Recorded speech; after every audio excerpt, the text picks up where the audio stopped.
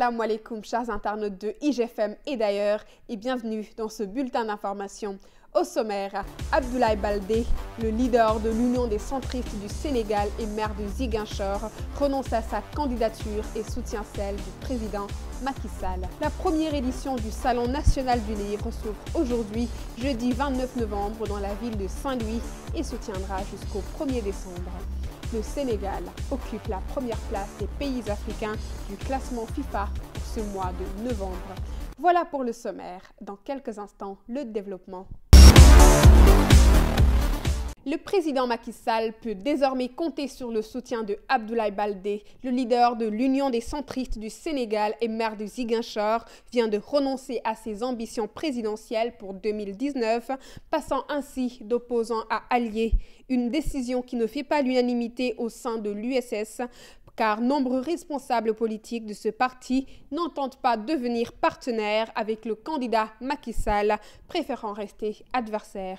N'empêche, les responsables de l'Alliance pour la République sont enchantés par cette nouvelle et comptent accueillir le maire Abdoulaye Baldé à bras ouverts. Suite à l'érosion qui fait beaucoup de ravages dans plusieurs maisons à Saint-Louis et à Kayar, le président Macky Sall a rappelé hier, mercredi 28 novembre, en Conseil des ministres, l'urgence d'accélérer la mise en œuvre de la stratégie nationale de lutte contre l'érosion côtière.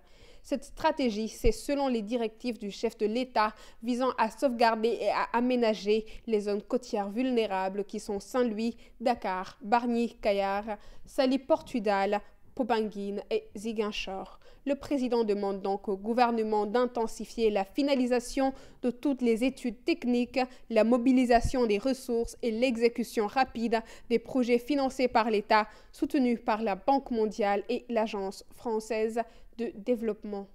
Le premier Salon national du livre s'ouvre ce jeudi 29 novembre dans la ville de Saint-Louis. Jusqu'au 1er décembre, la belle ville vibrera au rythme des conférences, des vernissages et des ateliers d'écriture. Pour cette première édition de ce salon qui remplace la Foire internationale du livre et du matériel didactique FILDAC, le thème sera « Penser terroir, agir territoire pour la promotion du livre et de la lecture ». Lors du Salon national du livre, une exposition sur l'émergence de la littérature religieuse pendant l'époque coloniale est prévue, en plus des veillées de poésie et de slam. L'ancienne ministre et femme des lettres françaises, Christiane Taubira, sera présente à l'événement en vue d'échanger avec le public au Centre culturel français et le parrain de cette première édition est Makili Gassama, ancien ministre de la Culture. Les artisans du village artisanal de Guédiawaye sont en colère contre les autorités étatiques qui leur demandent de plier bagages sans recasement. Ils appellent le président Macky Sall à respecter strictement ses engagements par rapport à l'érection d'une zone industrielle et artisanale. Ils souhaitent également une satisfaction de leurs doléances sur le foncier, la formation, la formalisation et le financement. Ces artisans s'étonnent d'être les plus oubliés et les plus défavorisés alors qu'ils représentent 70% de la population active. Le Sénégal occupe la première place des pays africains du classement FIFA de ce mois de novembre, publié ce jeudi 29 novembre. Cela fait presque un an que le Sénégal n'était pas en tête de classement.